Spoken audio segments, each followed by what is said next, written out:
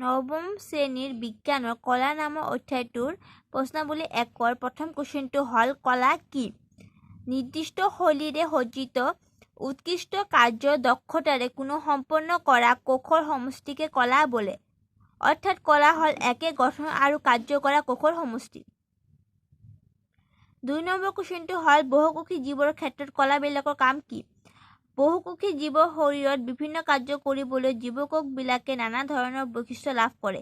ফলত জীৱদেহৰ ভিন ভিন অংশ বা অংগ প্ৰত্যংগৰ কোষ গঠন আৰু আকৃতি প্ৰকৃতি ভিন ভিন হয়।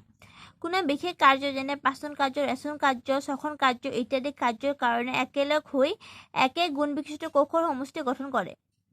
প্ৰশ্নাৱলী 2ৰ 1 নম্বৰ কুৱেশ্যনটো হ'ল বিভিন্ন প্ৰকাৰৰ সৰল কলাসমূহৰ নাম লিখা। এনচাৰটো হ'ব বিভিন্ন প্ৰকাৰৰ সৰল কলাসমূহৰ নাম হ'ল পেৰেনকাইমা, কলেনকাইমা আৰু 3 নম্বৰ স্কেৰেনকাইমা। 2 নম্বৰ কুৱেশ্যনটো হ'ল অগ্ৰস্ত ভাজক কলা ক'ত পোৱা যায়? অগ্ৰস্ত ভাজক কলা উদ্ভিদৰ কাণ্ড আৰু শিপাৰ একেবাৰে অগ্ৰ অংশত পোৱা যায়। কোনবিধ কলা নাৰিকলৰ বাকলিখন গঠন কৰে? স্কেৰেনকাইমা কলা নাৰিকলৰ বাকলিখন গঠন কৰে।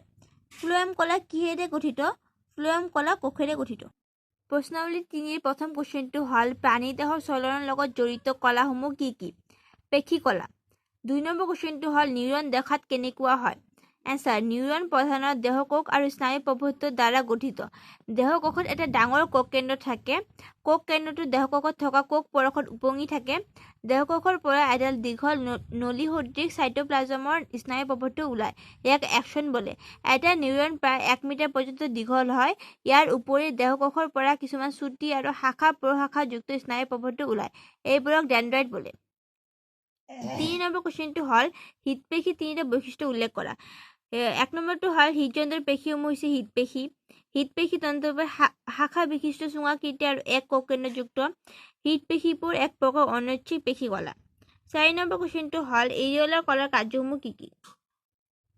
এৰিঅলাৰ কলাসমূহ আন এক শ্ৰেণীৰ সংযোজক কলা। এইবোৰ কলা ছাল, উপাস্থি আৰু পেশীৰ মাজত ৰক্তনলী আৰু স্নায়ুৰ চাৰিওফালে আৰু অস্থিমজ্জাত পোৱা যায়। এই কলাই আভ্যন্তৰীণ অংগবোৰক সুৰক্ষা প্ৰদান কৰে। ইয়াৰ উপৰি ইহঁতে কলাৰ ক্ষত অংশ মেৰামতি কৰে। অনুশীলনী প্ৰথম কুৱেশ্যনটো হ'ল কলাৰ সংজ্ঞা দিয়া। নিৰ্দিষ্ট শৈলীৰে সজ্জিত কোনো উৎকৃষ্ট কাৰ্য দক্ষতাৰে কোনো কাম সম্পন্ন কৰা কৌশল সমষ্টিকে কলা বোলে। অৰ্থাৎ কলা হ'ল একে গঠন আৰু কাৰ্য কৰা কৌশল সমষ্টি। উদাহৰণস্বৰূপে তেজ, ফ্লোয়েম আৰু পেশী আদি হ'ল কিছুমান কলাৰ উদাহৰণ। 2 নম্বৰটো হ'ল কি কি উপাদানেৰে জাইলেম কলা গঠিত? সেইবোৰৰ নাম উল্লেখ কৰা। এনচাৰটো হ'ল 4বিধ উপাদানেৰে জাইলেম কলা গঠিত। জাইলেমবিলাক ট্ৰেকাইট, নলিকা, জাইলেম, পেৰেনকাইমা আৰু কাষ্ঠ তন্ত্ৰৰ দ্বাৰা গঠন হয়। এই তন্ত্ৰবিলাকক কোষৰ কোষবেৰখন ডাঠ আৰু প্ৰায়বিলাক কোষেই মৃদু। 3 নম্বৰ কুৱেশ্যনটো হ'ল উদ্ভিদৰ সৰল স্থায়ী কলাবিলাকে কি ক্ষেত্ৰত জটিল স্থায়ী কলাতকৈ পৃথক? যিবোৰ কলাৰ প্ৰতিবিধেই একেবিধ কোষেৰে গঠিত অৰ্থাৎ প্ৰতিটো কোষেই ইটোৰ লগত সিটো দেখাত একেই সেইবিলাকক সৰল স্থায়ী কলা বোলে। যেনে পেৰেনকাইমা, কলেনকাইমা আৰু স্কেৰেনকাইমা। আনহাতে জটিল স্থায়ী কলাবিধ কেইবা প্ৰকাৰৰ কোষেৰে গঠিত হয়। আটাইকেইবিধ কোষে সমন্বয় ৰক্ষা কৰি এটা উমৈহতীয়া কাৰ্য সম্পন্ন কৰে। উদাহৰণস্বৰূপে জাইলেম আৰু ফ্লোয়েম। কোষবোৰৰ ওপৰত ভিত্তি কৰি পেৰেনকাইমা, কলেনকাইমা আৰু স্কেৰেনকাইমাৰ মাজত পাৰ্থক্য দাঙি ধৰা। ইয়াৰ উত্তৰটো হ'ল পেৰেনকাইমা, কলেনকাইমা, স্কেৰেনকাইমা বুলি 3টা পাৰ্টিশ্যন কৰি ল'ম। তো পেৰেনকাইমাত লিখিম এই কলাৰ কোষবোৰৰ কোষবেৰখন পাতল হয়। কলেনকাইমাত লিখিম এইবিধ কলাৰ কোষবেৰখন স্থিতিস্থাপক। আৰু স্কেৰেনকাইমাত লিখিম এই কলাৰ কোষবিলাকৰ কোষবেৰখনত লিগনিন নামৰ ৰাসায়নিক পদাৰ্থ থাকে যাৰ বাবে কোষবেৰখন কঠিন হয়। 5 নম্বৰ কুৱেশ্যনটো হ'ল প্ৰতৰন্ধ্ৰৰ কাৰ্যবিলাক কি কি?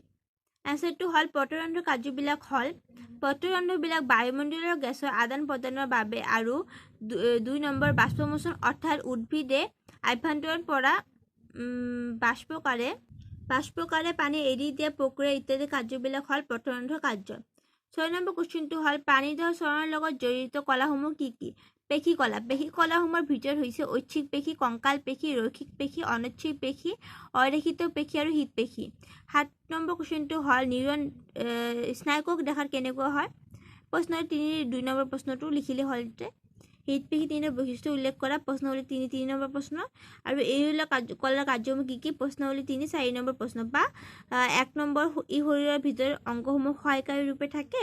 2 নম্বৰ ই ছাল আৰু পেশী কলাসমূহৰ মেৰামতকাৰী ৰূপে কাম কৰে। নম্বৰটো হ'ল চিত্ৰৰ সহায়ত বিভিন্ন প্ৰকাৰৰ পেশীতন্তুসমূহৰ মাজৰ পাৰ্থক্য দেখুওৱা। এনচাৰটো হ'ল বিভিন্ন প্ৰকাৰৰ পেশীতন্তুসমূহ চিত্ৰৰ সহায়ত দেখুওৱা হ'ল। ৰেখিত পেশী, অৰেখিত মসৃণ পেশী আৰু হৃদযন্ত্ৰ পেশী।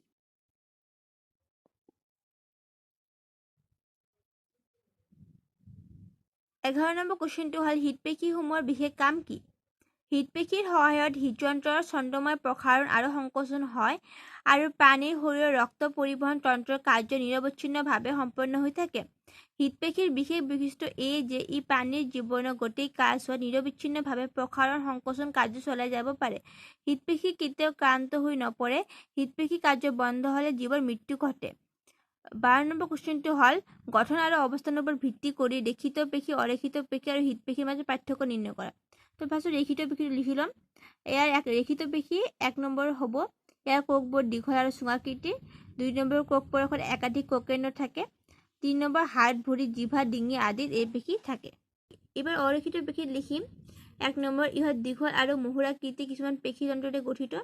ইহঁতৰ গাত কোনো অনুপস্থিত ৰেখা বা পটি নাই। 3 নম্বৰ, তন্তুবোৰৰ কোষ পৰশত এটা স্পষ্ট কোষকেন্দ্ৰ থাকে। হৃদপেশীত লিখিম হৃদপেশীবোৰ পেশীতন্ত্ৰবোৰ দীঘল আৰু ঐচ্ছিক পেশীৰ দৰে। ইয়াৰ কোষবোৰৰ এটা কোষকেন্দ্ৰ থাকে। হৃদযন্ত্ৰৰ বেৰত এই পেশী থাকে। 13 নম্বৰ কুৱেশ্যনটো হ'ল এটা আদৰ্শ স্নায়ুকোষৰ চিহ্নিত চিত্ৰ আঁকা। এটা দিয়া আছে, আপোনালোকে চাই ল'ব।